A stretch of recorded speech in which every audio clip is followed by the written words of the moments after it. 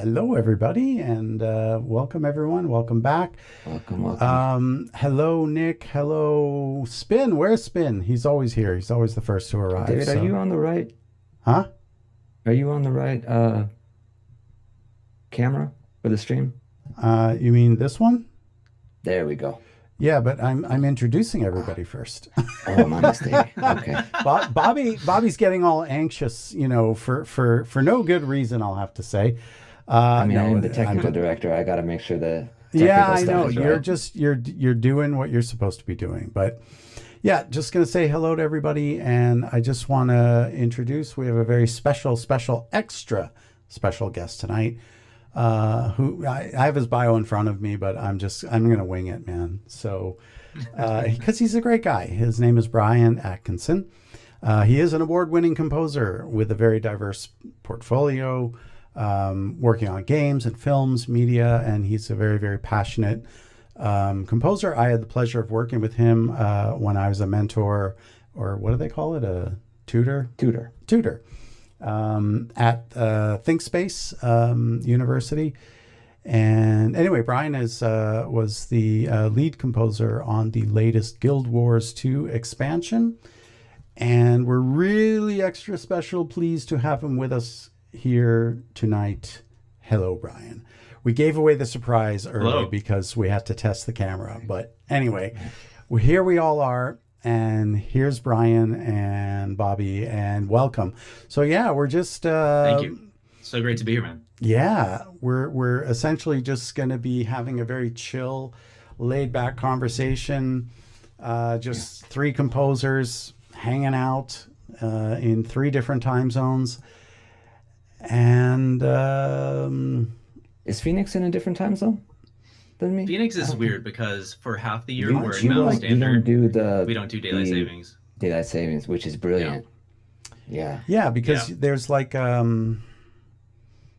I thought it was like an hour difference. No, For half of the time, I guess, for because half they the don't they time. don't they Well, don't do daylight back savings. back in the 1990s when I lived in LA, it was all the damn time. No, I'm kidding. I don't know if that's true. Yeah, half the year we're the same as Los Angeles. So Right. right now we're And the same as then Colorado. is it daylight savings right now? No, Until March, I'm in Mountain oh, Standard you're Time. right. You're right. That's all I remember. The So weather has whether been there's so daylight savings or warm not, I here. don't even know. I, Yeah. I barely know what month I'm in because it's been so warm and I just keep thinking it's like middle of summer. So, Wow. um, yeah. I'm So, going to Nashville anyways, next week, and they got record cold. So it's been almost 80 degrees here in Phoenix. So should be right, interesting. right. Yeah, that whole side of the country is just frozen over. Yeah. Yeah, there's Yeah, a it's lot of crazy wacky weather going on these days. and gonna get worse. Yeah, We're gonna have my extreme weather. Yeah. my Good excuse to hometown. stay indoors and compose some music. That's what I say. There you go. Yeah, Yeah, well, we're all fortunate to have air conditioning, heating, and indoor right. plumbing. I even have indoor plumbing. It's pretty Oh, they have Yeah. that in Rome. yeah, That's very nice. luxurious. Well, Oh, I say it jokingly because Italy is basically the most civilized of the third world countries, because that's what it is. It's a third world country. Don't let it, like everyone's like, oh my God, you live in Italy. It's like, yeah, you don't know what it's like to live here. It's definitely not a paradise. Oh my goodness. Yeah, it's a third world country basically. Like just okay, here, I'll explain. I have all these great stories that explain perfectly the places that I've lived. Okay. So the way like that, the roads are like so third world in this country of Italy, you will never, I repeat, never see a Lamborghini or a Ferrari ever in Italy. You just don't, they don't exist because you can't drive them on the roads because they will literally be in the shop the next day, because there's so many bumps and, because those cars go low to the ground, right? Right. So like you go over one bump and that's it. You lose your transmission. So you don't see it here. So yeah.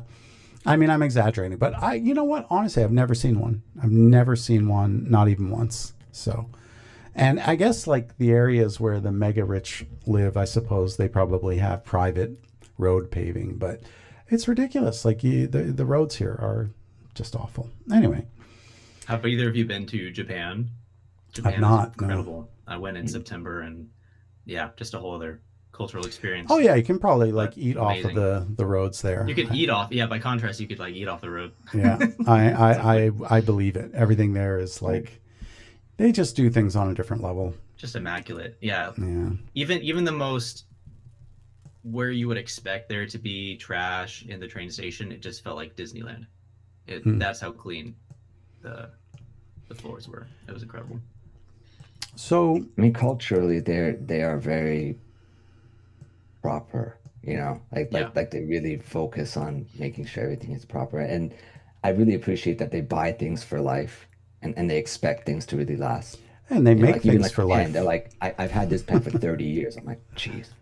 They also make That's things for cool. life. You know, Right, like right. the quality and the it's so funny because one of my clients that I work with was a Toyota engineer, in fact, and he worked with Toyota, and was in Japan for a while, and he's a Toronto guy like me, and he's a singer songwriter, and now we're working on album number 7, so we're releasing album number 6 next week, in fact. Anyway, but I was explaining to him because I actually this is something that Bobby comments on quite often, but we did our first album literally 30 years ago, over 30 years ago now. And I archived absolutely everything. And then he and I didn't work together for about 25 years. And he went off and did his work with Toyota. I went off to Los Angeles, blah, blah, blah. We sought our fortunes. And then, yeah, during COVID, he called me up again. And he's like, hey, do you still make records? And I was just like, yeah, man. He's like, well, I got a song in my heart. You want to make my next one? I'm like, well, I made your first one. How many have you done since then? He's like, none. I'm like, all right, well, I guess I'm your exclusive producer then. Anyway, long story short, after our 5th album that we released, I wanted to show him my gratitude, because he's a very good client. He's been with me. He's loyal. He's treated me very well. So I revived our album number 1, the very first one we did 30 years ago. And as a surprise, I completely remade the album as just a way of saying, I appreciate you. I appreciate your support and your patronage and everything. And he was just blown away. He's like, but how? I just don't understand how from 30 years ago did you get it to like now? I was like, well, because I'm insane about archive. I archive absolutely everything. So I was able to go back, and it's the farthest I've ever gone back to revive an archive, right? And for those who come to our stream, and by the way, hello everybody, I'm going to read your comments in a minute. Some of you come to the stream because of the reviving of Pac-Man World 2 and getting those old archives. So, so I was able to do that also. Anyway, all this to say about Toyota, when I was explaining to him my methods and the way that I preserve and archive, and because I always think of posterity, I always think in 1,000 years, if somebody wants to hear the music of Pascal Dennis, that they'll be able to take my archives and then extract it, right? Because you sort of see that like a lot of these, certain like Damascus steel, right? Like we don't know how they actually made the Damascus steel because the recipe is gone forever.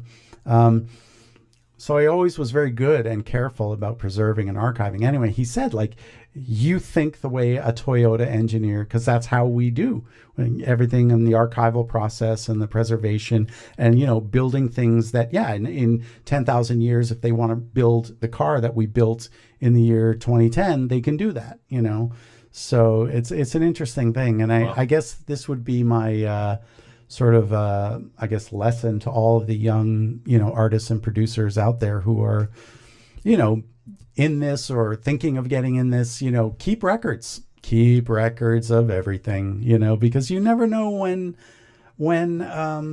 you're going to wind up needing some of that. So, That's a good word. Yeah, especially because some of the older projects I've done, I could repurpose for library music if I wanted, and it would be nice to be able to have those projects, and hopefully they won't be corrupted. Well, yeah, but that's the thing, like, especially with things like Contact now, where we don't know the future of Contact anymore because, you know, all the drama that's going on with their insolvency proceedings. And yeah, by the way, just I want to do two things here. I want to just quickly catch up on the chat, but I also want to tell everybody in our audience, if you have a question for Bryan, maybe just start it with all caps, Bryan!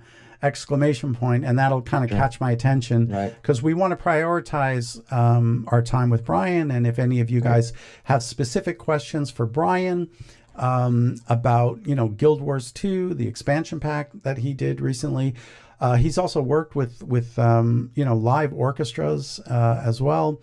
And so there's a lot of things that, you know, we can ask him. I know I want to have a little bit of a roundtable with Bryan on, because I've also worked with live orchestras, and maybe we can compare notes on that. So first of all, absolutely, let's get caught up on our chat over here.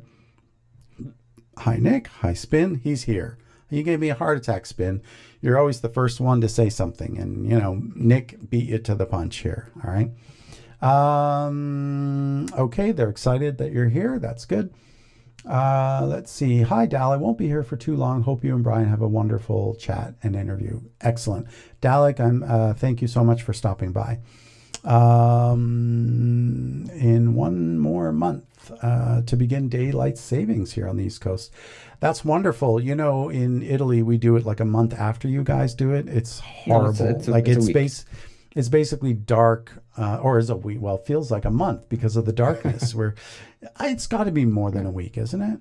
I don't think it's a week, maybe two tops. So really, it always feels like more. Anyway, yes, it'll be so lovely to have some daylight. I suffer a lot in the winters from depression and all kinds of other things that affect me because of what's it called? Seasonal affective disorder, I think. SAD.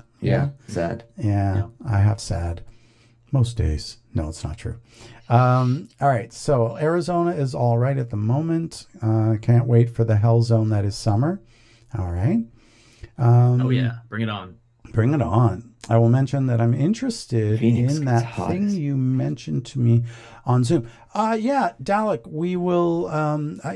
We'll discuss that in more detail. But you and Spin are both on board, as far as I recall. I want to talk to Bobby about it first and see if he can maybe help to coordinate it. But I haven't spoken to Bobby about that yet. Let's see. I'm buried in snow in Jersey. Yeah, man. You know, my city, Toronto, has had record everything, record lowest temperatures in the history of records, and most snowfall, like in the history. At least that's what the reports are saying. It's like Ice River Run out here. Good one, Nick. Good one. Bryan, Ice River Run is the name of one of the tracks in the Pac-Man World 2 soundtrack. So cool. They're just, you know, they're using some fun references here. Jasmine, hello guys. Hello, Jasmine. Thanks for the insight. They made Namco after all. They sure did. They made Namco after all. David, you might need to have a Lamborghini. Yeah, show those Italians. I don't know. But you know what? I will say, we talked about it. I'm surprised nobody even noticed it. I have something better than a Lamborghini and better than a Ferrari combined. Oh, it's there, everybody. It's in my rack. The mighty Super Jupiter, the MKS 80. Very pleased and happy. Oh, wait, let's just go full screen. There we go. Look how beautiful. Sorry, man. You don't know how happy I am about it. My God, that's awesome. I could cry. So it's better. It's better than a Lamborghini. They're quite well disciplined. Yes, that's indeed true. Hello, JT Ska. Welcome. All right. Bryan, how did you meet the first question? How did you meet David? And you were talking a little bit about this, and I said, wait, save it for the stream. Right. And now it's come full circle. So, Bryan, tell Dalek, how did we meet? Yeah. I was a student at ThinkSpace Education in 2020 doing my master's in arts and composing for video games, and David was one of the available tutors, mentors, and he was the first one that I reached out to, and I felt a good rapport, and felt like, wow, this guy could really challenge me, and he was encouraging but also direct, and it's just what I needed. So I think we met about every week for a while, and it was Yeah. really helpful, really helpful. Yeah, a lot of people, And sort of saw me on the regular, because I was, yeah, yeah. I mean, Bobby chimed in and said, "What? What did you say?" You yeah, were also my very first one-to-one, and he gave me a low pass. I He gave said, him, and by the way, low pass doesn't mean a low it's pass filter. There no, was a no, grading system at ThinkSpace, and yeah, there was like basically fail, there was pass, there was merit, and then distinction, sort of like four possible. And with pass, you could either have a low pass, a solid pass, a high pass, like just on the border of getting a merit. And yeah, our first one-to-one, I'm just like, well, I mean, I would pass you. It would be a very low pass, but it's not a yeah. He fail. said, beautiful writing, but I would probably give you a low pass. And I was like, wow, low Right. pass. And but do Okay. you remember Oh shit. why? I do remember why. It was because this was writing in styles. So the objective was to take another composer's music and then write it in their style, not in Mm-hmm. yours. Right. And I didn't write enough of their style and I didn't bring back the motif. And yeah, it was Yeah, 100% and right. a lot of people who would do that assignment, they would sort of like if they were doing whatever, let's say they were writing in styles of Danny Elfman or whatever, they would do like the Lydian flat seven scale, like for a bar, and then they just write their symphony and their self, and Right. they would just sort of be like, oh, it's like no, it's not enough. Like the whole point of writing in styles is that you leave your voice there by your side as a companion, but you Right. lead with the voice of the person that you're trying to sound like, mm, and it's a very challenging assignment. It's definitely not easy, but That's the first one too. yeah. Anyway, one of the things I yeah, said to Bobby as we were pre-streaming here, I said that because Bobby said I really appreciated David's honesty. It's always weird speaking about yourself in the third person, but anyway, Bobby said I appreciated David's honesty, and I said that the worst thing that you can do to a student is lie to protect their self-esteem. That is literally the worst. You absolutely have to give them a truthful, firm and fair evaluation of where they are. Because if you just say to them like, yeah, great job. Yeah, you did one bar of the Lydian flat seven. Good for you. And you hype something that's not particularly effective, because if I said to you, oh, beautiful writing, but you missed the objective of the assignment, right? And Right. that's why you'd be a low. So there's nothing wrong with what you wrote, but this has to do with following direction of clients, right? Yeah. So let's segue that, and maybe we'll ask Bryan a little bit about Guild Wars, and what's Yeah. it like working with them? What would you say was the most demanding thing? And How did you get involved? yeah, yeah, absolutely. tell I us was I everything. was I was very fortunate back in 2020. Another composer who was working with them, who was then hired as a full-time composer somewhere else. He recommended me to the company, and I was just eternally grateful for that. So that was my first in 2020. I did two trailers and like a cinematic for the Ice Brood saga in the Living World, one of the Living World chapters. And so I was just freaking out over the moon. I had never had a AAA opportunity like that, and I felt the gravitas of it, and It's it exciting. was it was really fun. It was really exciting and really fun, and yeah. Then 2021 worked on End of Dragons, did some combat music and the trailers, and there were like three cinematics as well. Each expansion tends to have around 3 to 4 in-game cinematics. It's not a ton, but End of Dragons was a bigger expansion with just the amount of music. So I was kind of the closer for that. I finished off with some combat music in this traditional Korean gugok style, which was just absolutely fascinating. And the rest of the team just laid the groundwork amazing. The lead composer, McLean Deemer, was great to work with. And Can you just clarify that style you're talking about? The oh yeah, Google. of course. Yeah, yeah. So gugok music is a traditional Korean music, which is very separate from Japanese or Chinese music. They have their own tradition in Korea, and it's called gugok.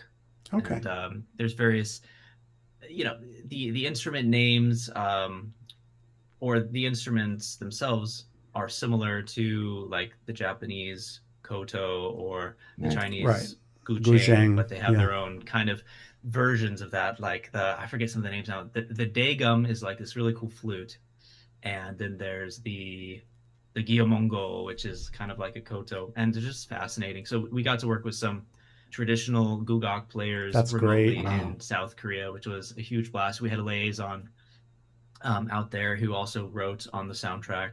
And I can't believe I forget his name right now, but he was awesome. This really cool Armenian guy living in Japan. Sorry, not Japan. I went to Japan a few months ago, so that's still in my headspace. In South Korea, and he spoke the language, and it was a blast. It was a blast.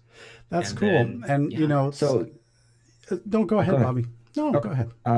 I just want to know. So you had the actual live players playing those instruments we did, that you yeah, wrote and they for. were in South Korea Great. too, which is just extra cool. Like, Nice. and McLean really wanted to make it authentic. I think they discussed working with an orchestra in South Korea, but we ended up it was totally great to work with Nashville and then blend everything together. Okay.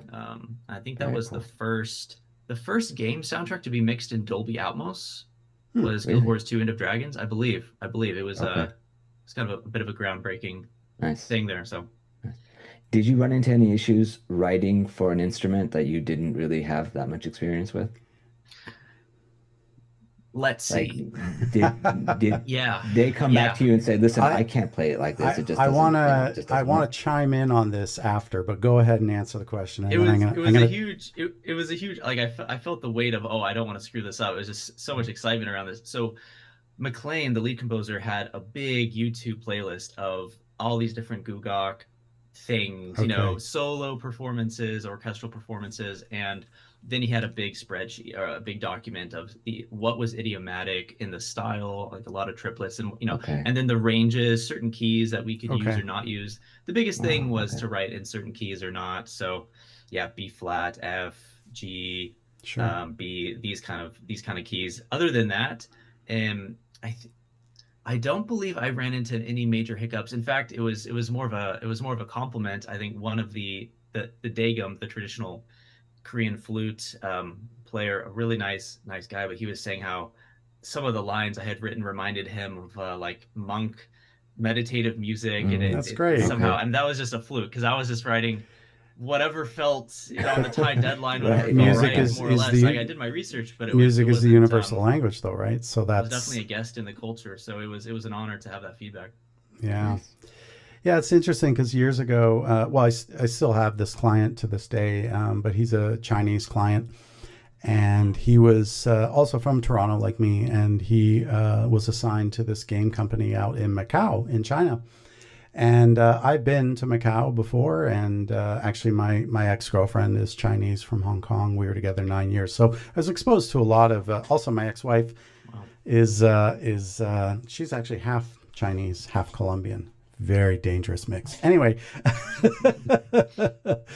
but they wanted. The funny thing is, my client from Toronto, he, is very much Canadian. Like he and I, we sort of like the same in many ways. We like the same music. Anyway, so he sort of calls me and he's like, "Listen, man, I need some Chinese music for this game I'm working on out here." And I'm like, "Chinese music." And then he's like, "I don't mean fucking chicken balls and egg foo young, okay? Like real. I want some real," because we would always joke about that. Anyway, so because the client, that hired him expected him to know what to do about hiring, a Chinese composer, but he wanted to work with me. I'm sort of one of like composer for life. He only works with me. So I was like, "All right, don't worry, man. I got you covered." And so I went out and I actually bought two things. I bought, this is a Ruan, okay, or it's sometimes called a Chinese moon guitar. And you can just barely see it. Oh, wait, let me turn off this Pac-Man logo. Oh, why can't I turn it off? Damn it. Anyway, oh, wait, let me go full screen. Maybe that'll be better. There you go. So you can see right there, that's a guzheng right there behind my speaker there. So Oh yeah. Sorry? I said, oh, I see it now. Ah, okay, great.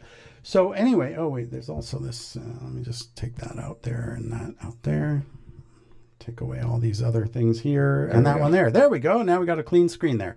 All right, so there you go. There is the guzheng right there. And anyway, so what I did is I went out and I bought these instruments because, there was a budget. It was, decent. And then I took lessons. I actually learned how to play, not so much the ruan, but I was more interested in the guzheng. And I have it's a funny little story that I have.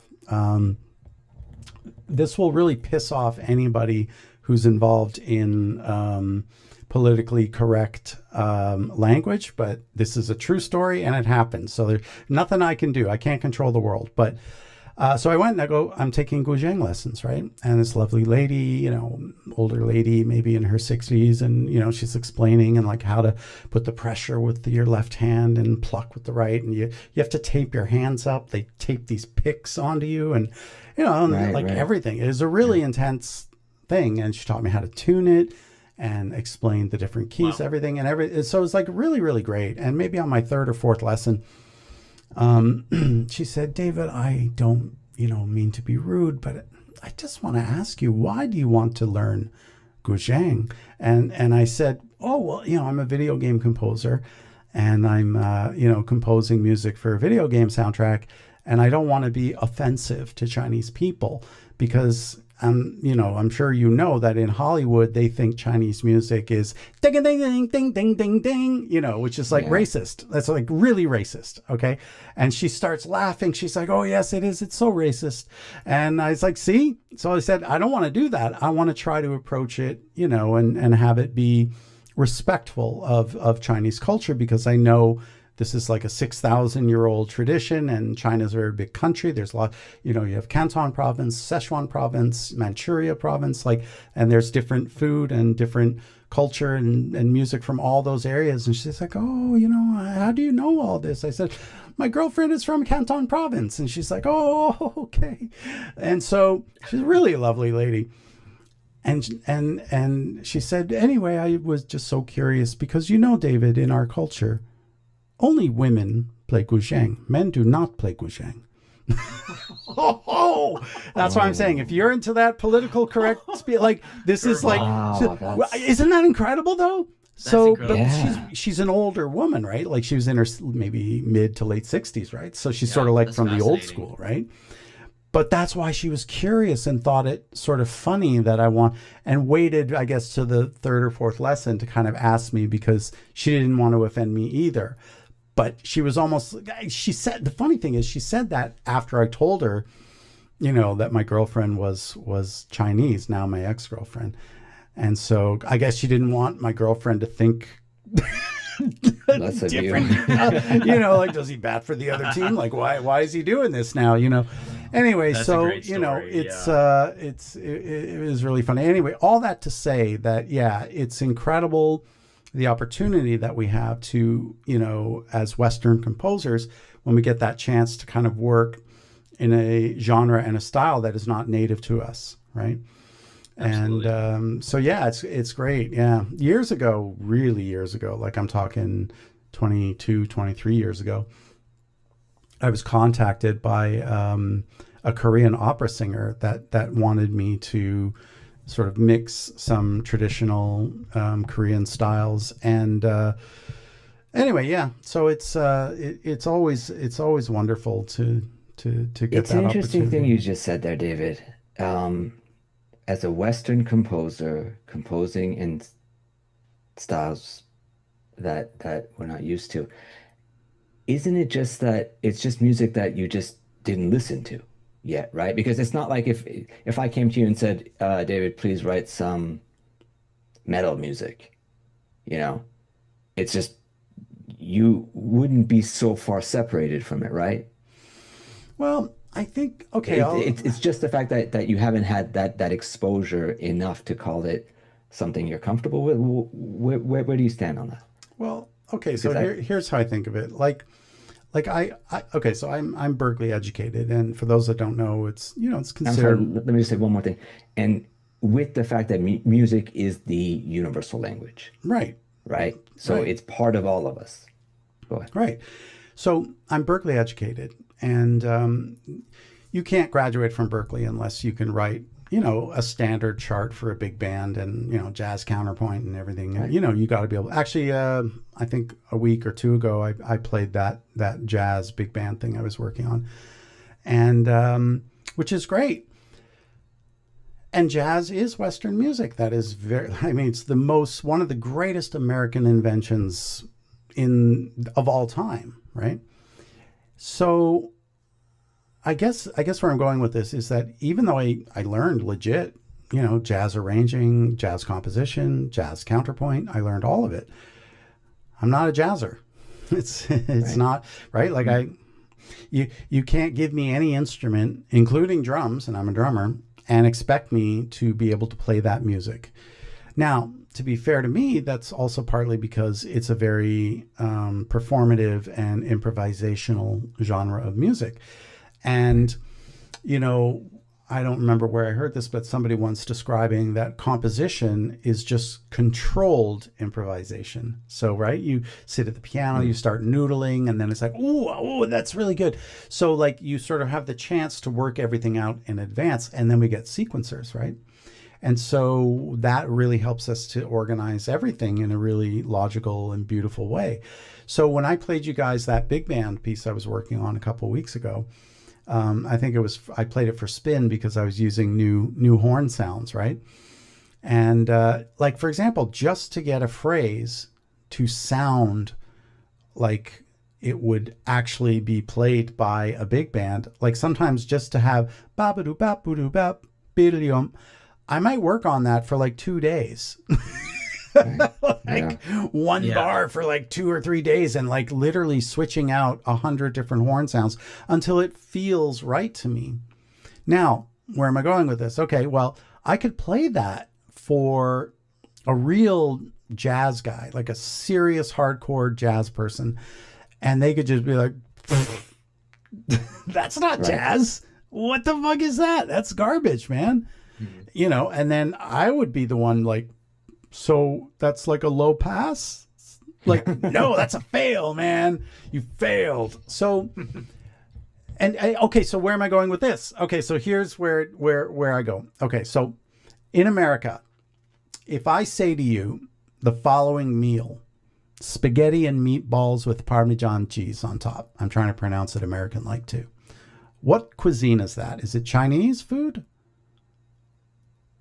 No. What is it? I know the answer, but no, but Bryan, what's the answer? Right. I mean, don't Italian, overthink this. Don't overthink it. Exactly. Yeah. It's Italian food. Yeah. Now, in Italy, they think that is the most disgusting thing that they've ever heard of in their life, and it's absolutely not Italian. So where do we get this idea? It actually comes from Disney and 101 Dalmatians, I believe, and there's the scene where the two dogs are slurping up Lady and the Tramp. Oh, Lady and the Tramp, sorry.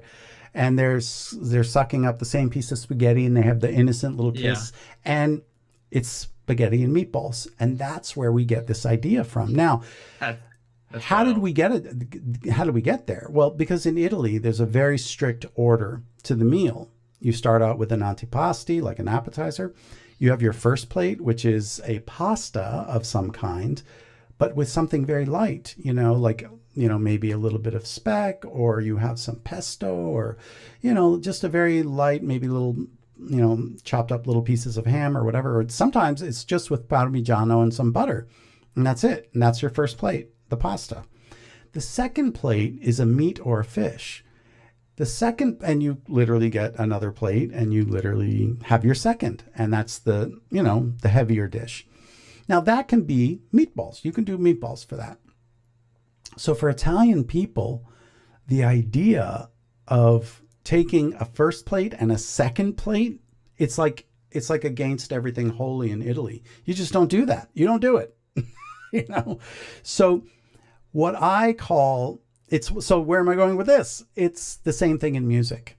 So what we want to do for example, if I'm doing Chinese music, and I want to do I want to find a balance between authentic Chinese music and what I call spaghetti and meatballs Chinese music. Now, ding a ding a ding ding ding ding ding is like, that's like the bottom basement, absolutely racist. It's not even spaghetti and meatballs music, right? Like it's below. Yes. It's that doesn't even enter the conversation. So we want to find a balance so that most people, the average person, the average American, thinks that Italian food is spaghetti and meatballs, and you even have it in a can, which again, that's just like against everything. Like you literally will get shot in the face with, you know, a gun if you did that in Italy. Like, here, dinner's ready. They'd just be like, no, and you're dead.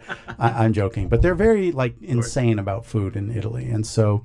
They literally just pasta they scratch their head and they just are like, but why would you put it in it? Like they just don't understand. It's almost the only way I could describe it is like taking American $100 bills and being like, let's just burn them and we'll keep warm that way. You know, it's like, well, why would you do that? Just buy a bunch of wood. And although pretty soon you will be burning $100 bills to stay warm the way the economy is going, but that's a different conversation. Anyway, does that answer your thoughts, Bobby? Your question? Yeah. So, and by the way, we're backlogged. We have a lot of questions for Bryan, but go ahead, Bryan. Right. Or Bobby. I guess I had the same question to you, Bryan. How did you feel when you were like, okay, I have to write Korean instruments? And did you focus on Korean style? Did you listen to a bunch of the music? Did you just talk to the players? Did you just write what you felt was right, given the restrictions that they gave you with the keys? Yeah, exactly. It was a combination of, all right, I need to write some Guild Wars combat music, so let's listen to a bunch of that. Okay, a lot of string ostinatos, a lot of just rhythm drums, but then we wanted to change it up and have it be the gugok instruments take focus and it be primarily highlighting that. So I thought, okay, what are some cool rhythmic motifs or ostinatos that are idiomatic to, let's say, the daegum, which is the Korean version of the gucheng, if I remember correctly, and listening to a lot of those videos. Okay, if I write this, they should be able to play that and not making it too complex, and maybe doubling that with the strings, or having the Korean version of the erhu.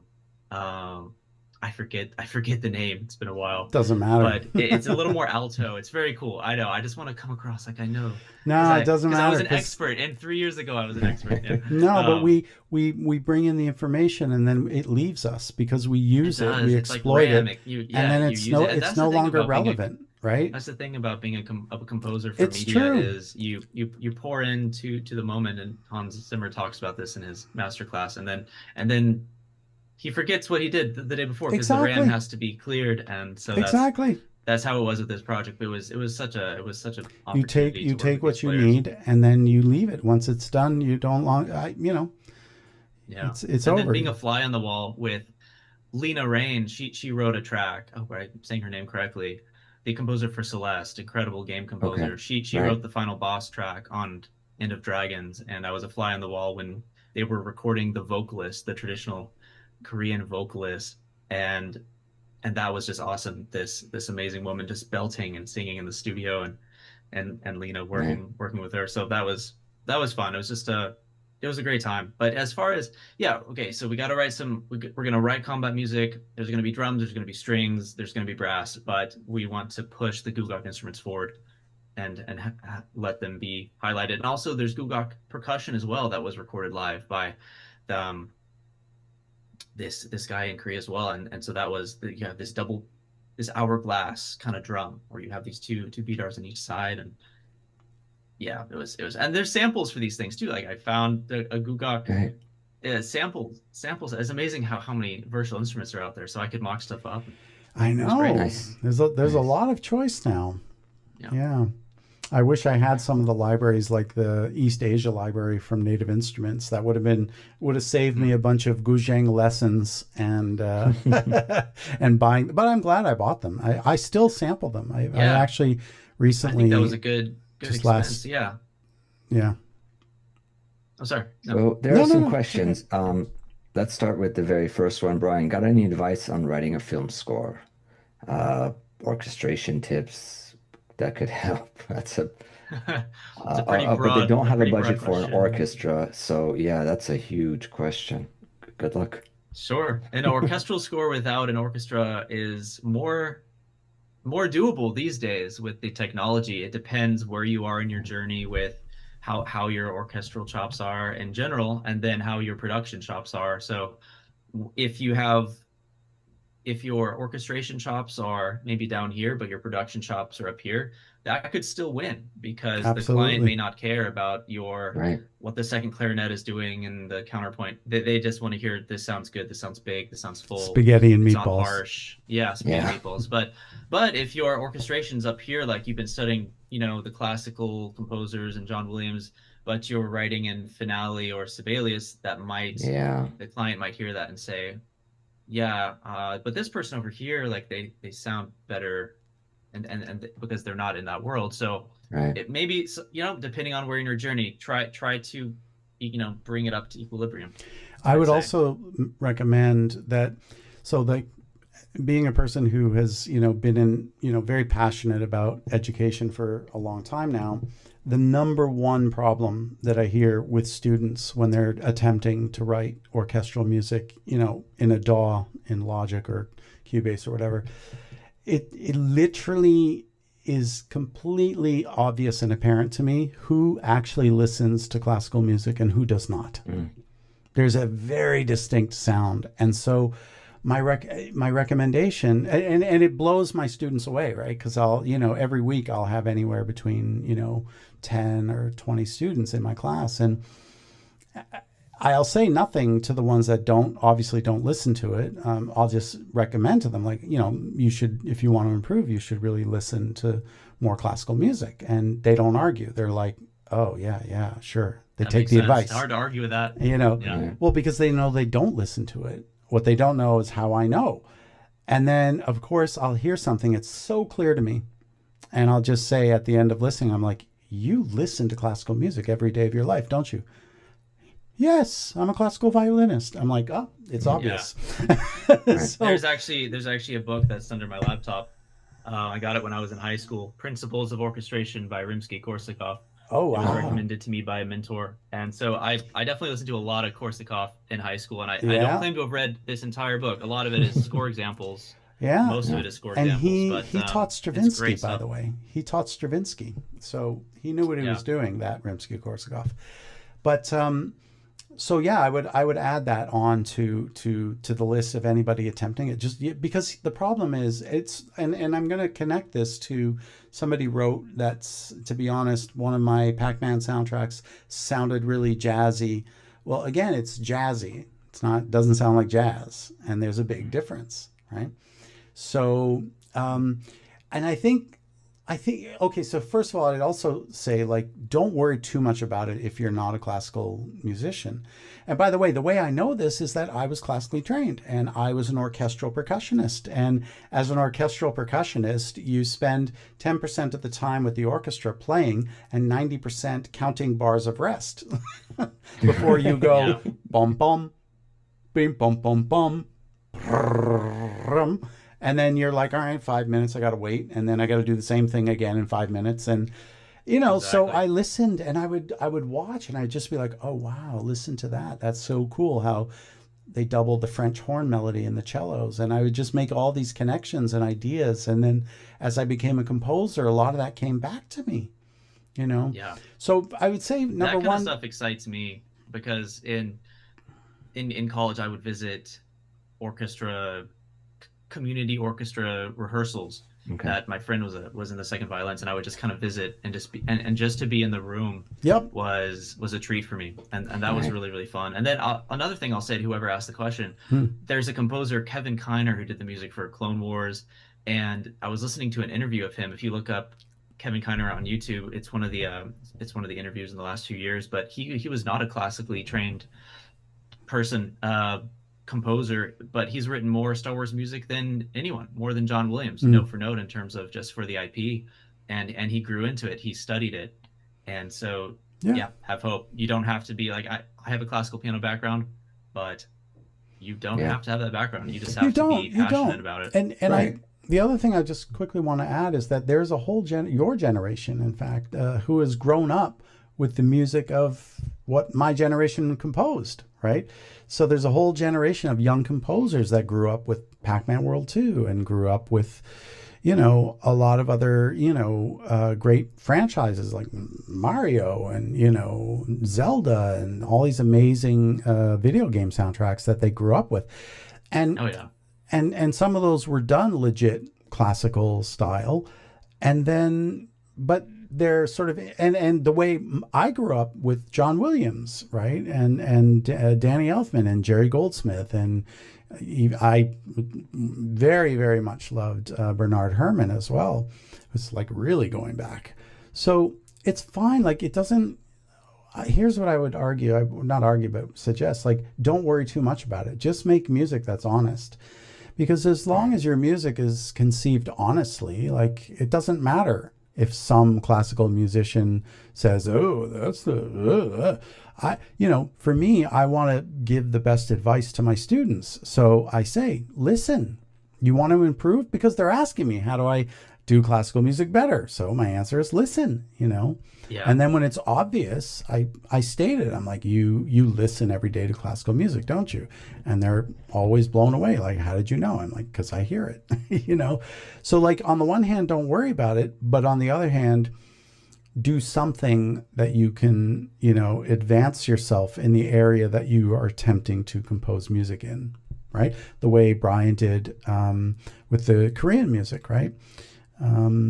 You have to have you have to come from some basis of authority, even if it's just this much. It doesn't matter, you know, because nobody's going to put down the game controls and be like, this is not authentic Korean music. This sounds like it was written by a non-Korean. You know, nobody's going to do that, you know. But And they at will turn it off if the music sucks. If it's, there you go, Bobby, beautifully said. And the other thing I'll say is that you have to remember, what is the actual job of a video composer, a game composer? I always say this, but I'll say it again. Your job is not to write the music for the game. That is the means by which you do your job. The actual job is to make the game more fun to play for the player. That's it. So it doesn't matter if it's authentic, if it's spaghetti and meatballs. I think if it's like, like, then, you know, like probably I would pull my headphones off and be like, that is offensive. So that would, you know, that would ruin the game for me. It would. I mean, it would. It's just, there's no reason to do that. Oh my God. Hollywood was so racist back in the day, like really racist, like overtly racist. Oh my God. Well, like, what was it? I don't remember the name of the movie, but Mickey Rooney played a Japanese character, right? Like, yeah. Oh my God. So offensive. Anyway. Yeah. So Yeah. let's see. I if there's- recently Oh, go rewatched ahead. the movie Dodgeball, another one to politically incorrect film. It's so funny. Yeah. I haven't seen it. Oh yeah. Watch Dodgeball. It's a good time. Anyway, Good times. Go ahead, Bobby. Brian, Next do you question, game yeah. yourself? I do not consider myself a gamer just because the level for which I consider to be called a gamer is high. I'm a casual gamer. Right. I prefer shooters on my own time, but I Okay. get really into stories and lore. My first love Yeah. was film scores, and then I came into video game music in my early 20s, and so that's been my journey. But I have played more games recently, you know, in the last 5 years. But Okay. I still go back to my shooters, man, when it comes to me personally. And then I just watch a lot of YouTube gameplay videos That's if interesting. I'm curious about something. Yeah, I know. Interesting. A little ironic. Which shooters are you playing? Battlefield 6 all the way. Battlefield 6. Okay. Okay. Just Battlefield 6. All just the adrenaline, way. baby. Not All part of the way. Who Not composed part of the Battlefield 6? That wasn't Oh, the Hans those Zimmer guys project, are cool. right? I think they're That was European. Han- No, Call of Duty, I think Hans Zimmer did. that was I Call of think. Duty. Right. Original Call of Duty, or one of the Black Ops 2 or something was. And I called, guess- yeah. Something recently, yeah. I guess that another little thing I'm going to talk about here, you know, just on the subject, that this, you know, proves that you don't have to be a gamer to write great game music, right? Because I wouldn't think that either Danny Elfman or Hans Zimmer are, you know, amazing gamers, right? But Danny Elfman did Fable, right? Yeah, and Hans Zimmer did a Call of Duty. But here's where this is the massive caveat. Okay, really, you got onto Guild Wars because somebody recommended you, and they recommended your skills as a talented composer, right? And so you, through networking and being in touch with certain people, got a gig, which is fantastic. And obviously, the Guild Wars people, heard your music and were like, "Oh, this guy's great. Yeah, let's bring him on." Now I was a gamer, still am a gamer, but I say was because I was really hardcore back in the day. And that's what helped me get a lot of work, is the fact that I was a gamer, right? Because do you know what my first test was? So game companies love to test you in anything that you do. And I remember John LaFleur, producer of Pitfall 3D at Activision. So I'm there on the Activision campus. It's my first sort of like, we love your music, you won the demo rounds, and now can you just sit here and play?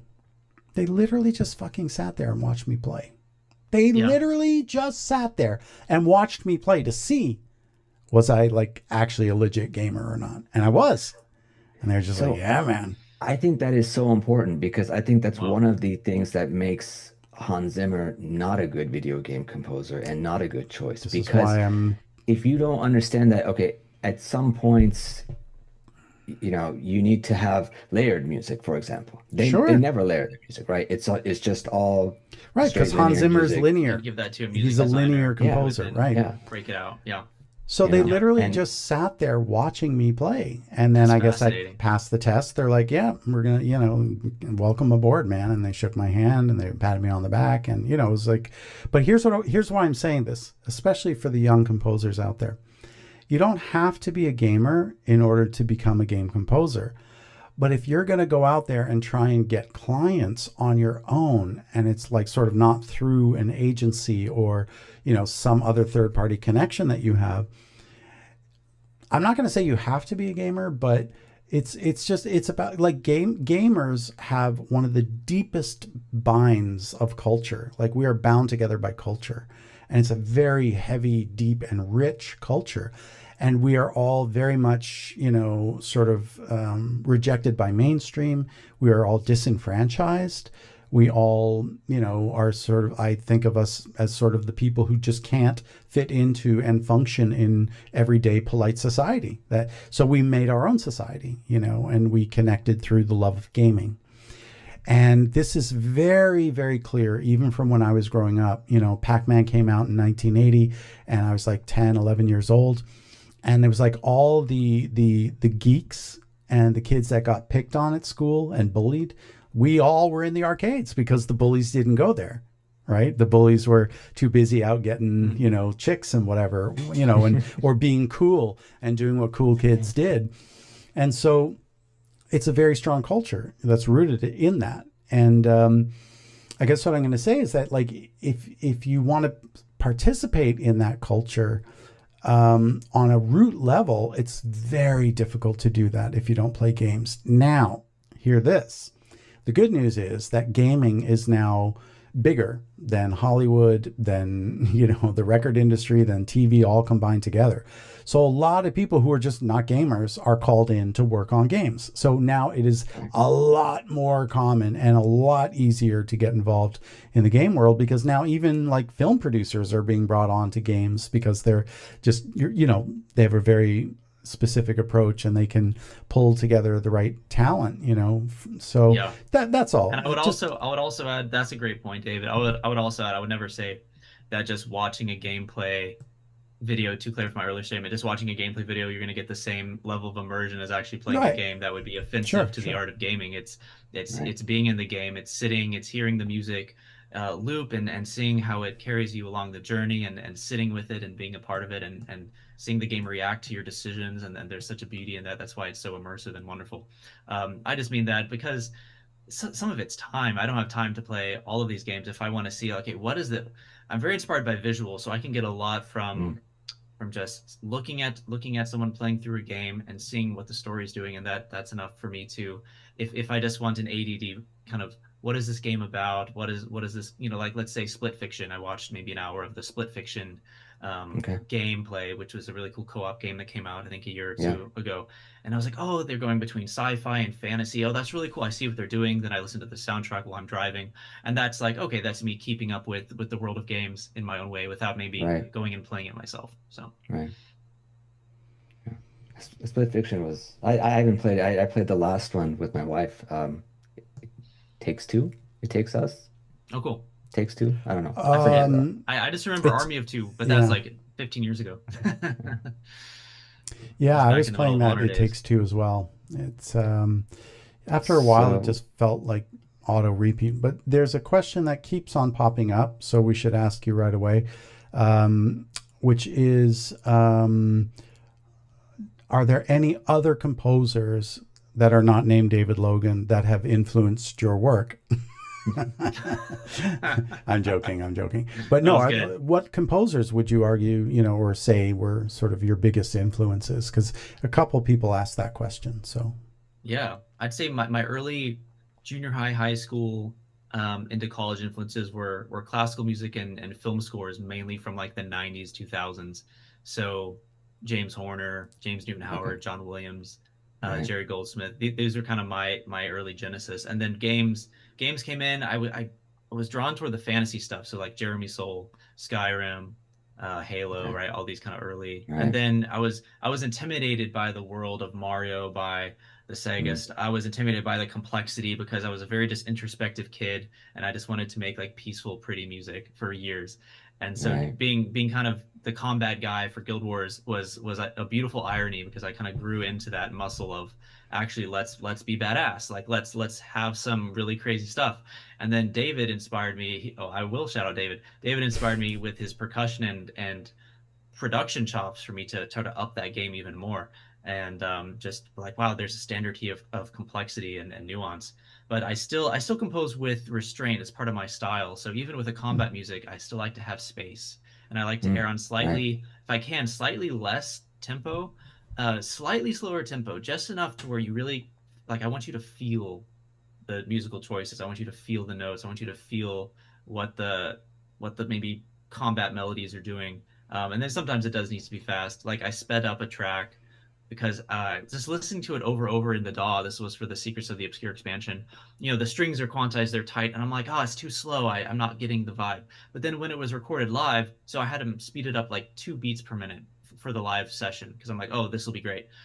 I sort of regret that. It wasn't a killer for the track at all, but I'm like, okay, there's this natural blur that you get with a live orchestra that it would have been totally fine. I could have even slowed it down 2 BPM. So the world of live and in the box, that was an important Right. lesson for me.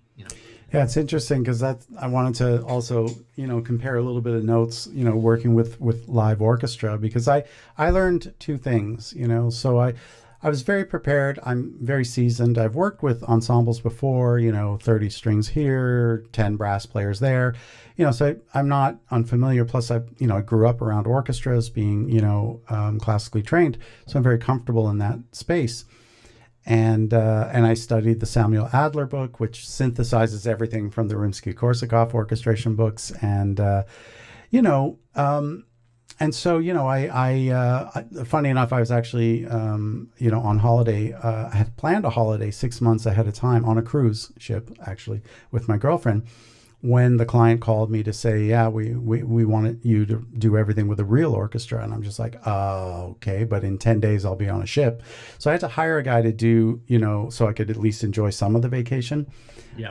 I had to hire a guy to just do the score preparation for me. So, and he's a violinist, and I just said, hey man, if you see anything that jumps out at you as like not being playable or whatever, just give me a heads up. And he's like, no, everything looks great, man. Well, it wasn't great.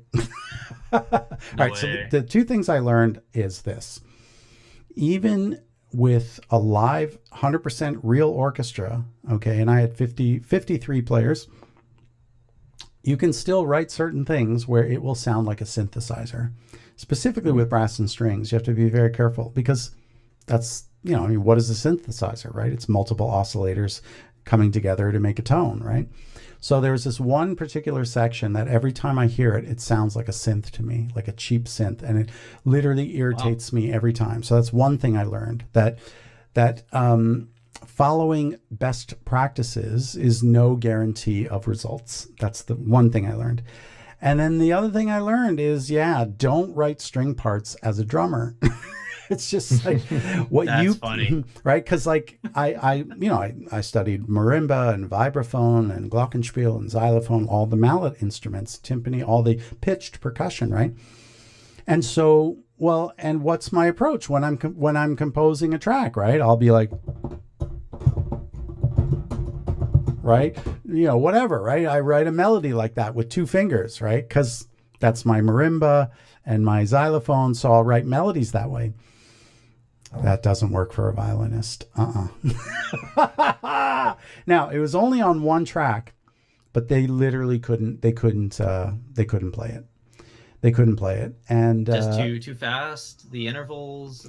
It was these massive tempo? jumps, and they were just not. It was a 12-tone scale. Like I was just using everything, and I combined 2 different the whole half and the half whole octatonic scales. So it was just everywhere, and there was tons of leaps and giant movements, and they just were just like, no.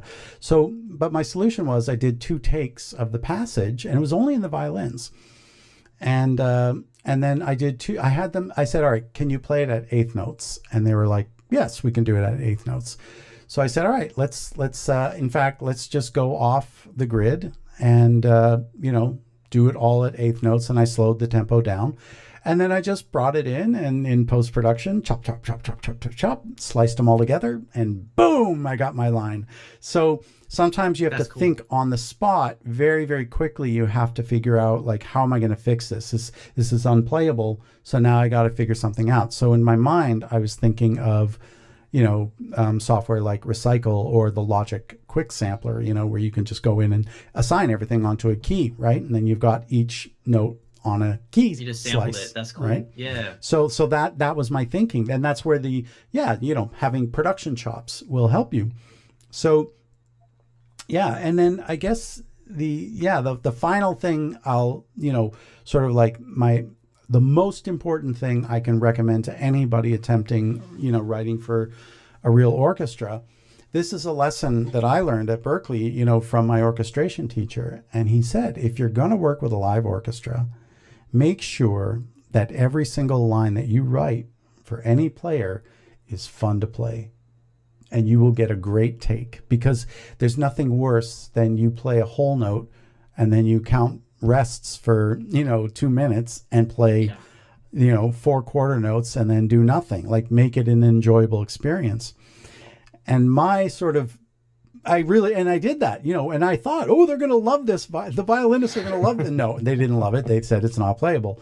But anyway, one of the concertmaster actually came up to me on a break, and she said, David, your music is so much fun to play. And she sort of like almost whispered it. And I'm just like, why are the other music you play from other composers not so much fun to play? She's like, and that was all she she didn't say shit, totally staying politically neutral. Nice. Switzerland. So make it fun, make it enjoyable. That's a great compliment. It was such a good compliment, because I really never forgot that lesson, and that's why when I got like I said, I've done ensembles and smaller groups and chamber groups and whatnot, but like the full proper sound stage, oh my God, the mics. Oh my God. So do you carry that when you write music that's not You're for the interrupting orchestra, my heavenly microphone reaction moment there, Bobby. I was having a whole moment there. Brian was with me. He was like,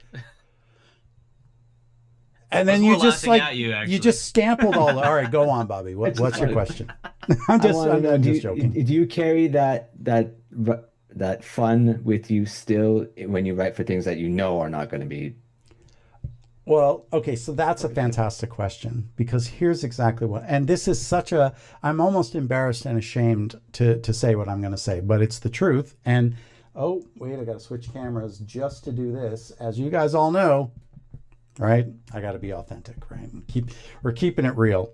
My favorite Chappelle show moment is when keeping it real goes wrong.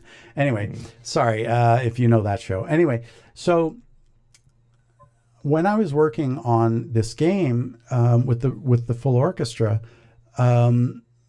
yeah, like I wrote, what I thought was a really, I thought, this is solid writing. I was really happy with it. I wrote one of the best themes I think in my whole career, I would even argue.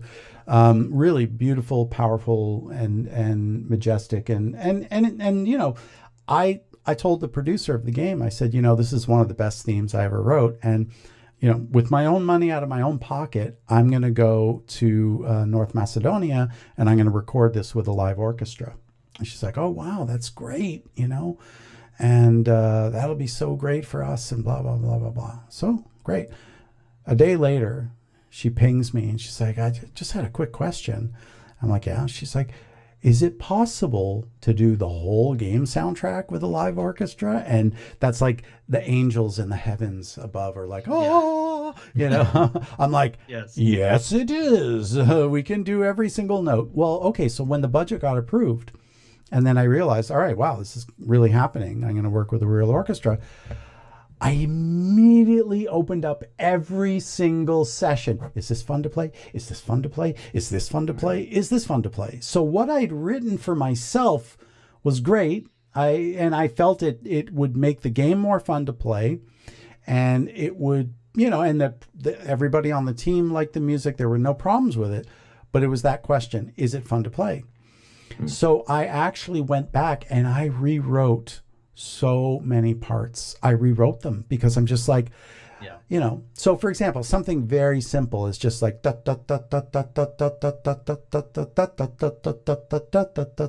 so I went back and did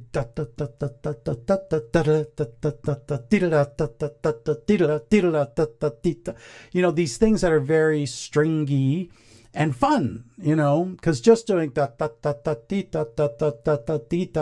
that's not fun. But so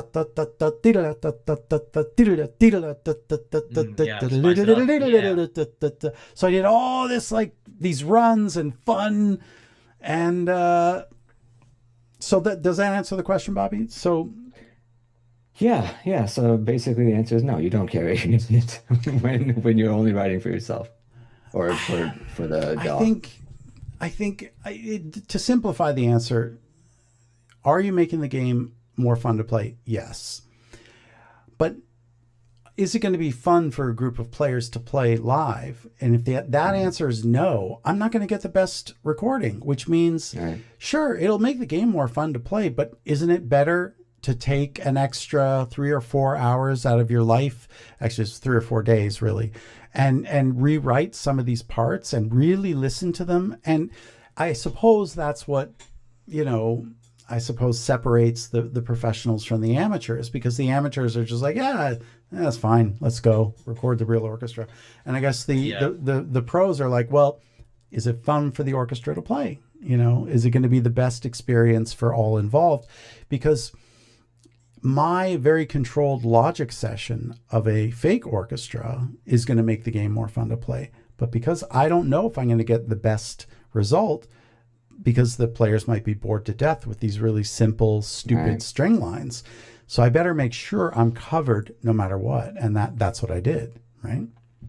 And also, you don't get patch updates with music once you send the music and it's in the game.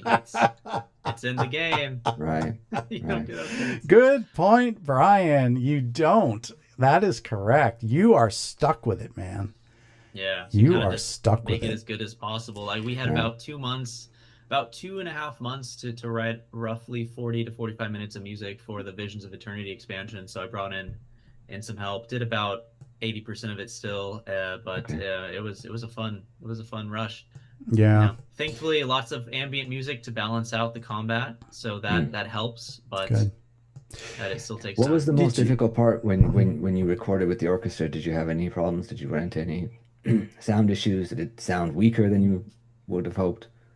Let's see. Well, so there, the End of Dragons expansion, 4 tracks there, and then Secrets of the Obscure was was full orchestra. That was more of like a fleshy demon wizard fantasy expansion, which was really fun. That was very orchestral. That all turned out very very good. We had a fantastic mixing engineer who Okay. blended stuff really well with the virtual drums, virtual percussion, sound design, sound effects.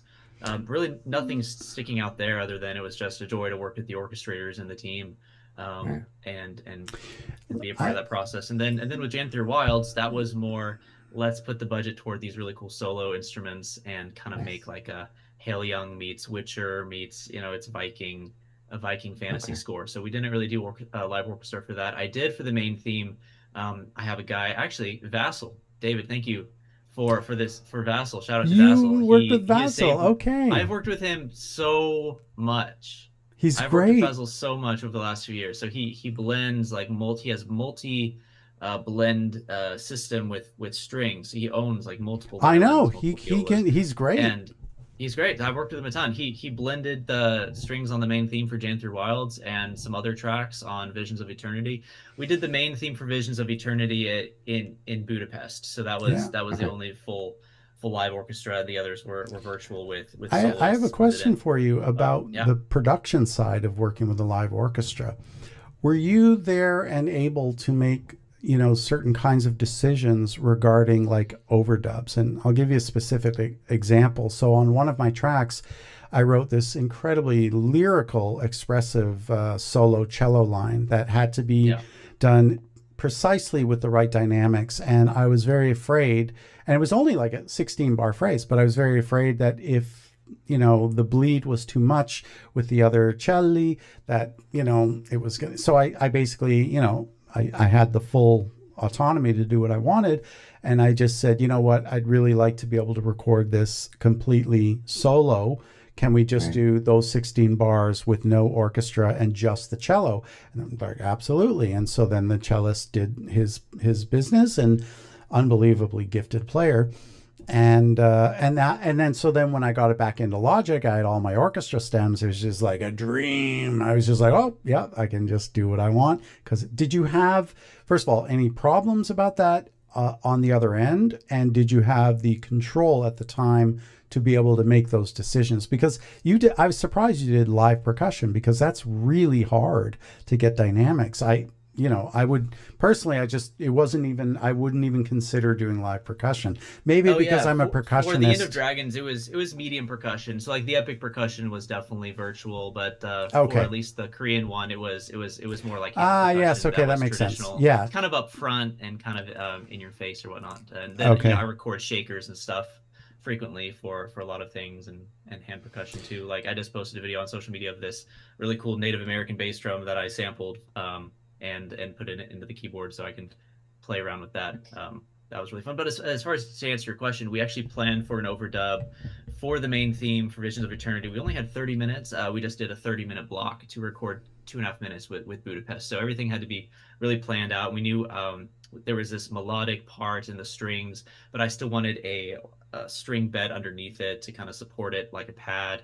And so we did that as an overdub, and we just planned it into the score. So at the end of the score, it has the OD overdub, and we just did that at the end of the take. So we laid down the bed first, and then we did the melodic overdub so that the players could hear Okay. hear that and play to it, so they had some Nice. context. Nice. Yeah, Did you but layer yeah. any other virtual instruments in, like strings? Did you try to make them Yeah, sound so, so different? that's so the mixing process for this theme was quite laborious because initially when I heard the first draft from the mixing engineer, who's very talented, very good, but it just I was so used to the grandeur of the MIDI and the Right. bigness of it and the Yeah. space that I was initially like, I don't know about this, and that there were a few pitchy elements in the brass. So literally at a point I said, okay, this note is good on this take. Can we splice that in? And then make that, and they did, and the editing was fine, and Nice. we blended quite a bit of virtual brass in places, especially the trumpets were maybe a little lackluster compared to the MIDI. So we found a happy balance between what my expectations with the mock-up, because I spent a lot of time on the mock-up just to see, like, should we even err on the side of pushing the mock-up and blending the live in to support it, or Right. should we do vice versa? So thankfully my sanity kicked in over time. It was like, no, let's push the live orchestra and then blend the virtuals where needed. So that's where we ended up. Right. And it sounds pretty good. You guys should check it out. Nice. Well, listen, I think we're around that time where we're going to wrap it up. Right. I think there's one fun question Sure. I'll ask, and we can end it. Where was this question? I think it was, if you had to pick only one kind of food for the rest of your life, what would it be? Oh my gosh. I know my answer. I can only pick one, like a kind of food or a specific food, like steak or blueberries. I guess it says a cuisine. Let's say national, like a type of food. Yeah, like national cuisine. I'll go first. It's Mexican. Go ahead. Mediterranean. Thai food. Wow. Oh, between Thai. Actually, Indian or Thai. You're gonna eat Thai food for the rest of your life, right? There's enough variety there. There's enough differences. In Thai food, You're yes. good with Thai. Yes. Okay. Because you got the tropical fruits, you've got the noodles, you've got everything. Same Curry. With Mediterranean. You get some mango in that rice. Yeah. I mean, Mediterranean is great. I mean, that's what I eat here. So vegetables, meat, rice. That's what I like. Okay. There you go. Good, All right, good Bryan. stuff. Listen, All right. Thank you so much for coming. Bryan. This Thank was you. a blast. Thank you so much for coming, Bryan. Really, really appreciate it. Had a really great time. We'll definitely thank you, Third Archer. Thank you. That's always nice to know that Thank somebody. you everyone in the chat. Yeah, thank you everybody in the chat. We'll definitely have you back on for sure. It was a lot of fun. It's been great. I mean, it's always so wonderful to hear other perspectives on approaches and whatnot. So thank you so much for coming. Thank you guys all in the chat for coming. Apologies if we didn't get to your questions, but we did answer the most important one, which is, your favorite food or choice for life. I mean, let's face it, right? All right. Well, I think that's all for us then. And thank you again to Bryan and to Bobby as always, and to everybody in the chat. You guys. And as they say in Japan, arigato gozaimasu. So I was there, so I had to learn. Thank you very much in Japanese. Yes. Appreciate all of you. Absolutely. Well, sorry, I was about to wrap up, so I had my wrap up screen. But if you want to say that into the camera, you can say it in the camera. Anyway. Thank you, David. Yeah, no, it's and it's great to catch up, man. Great to see you, and Thank you for everything. So, as I always say to wrap things up, I think the purpose of life is to find some purpose in life, and I think that the meaning of life is to find some meaning in life. So I say again, thank you to everybody for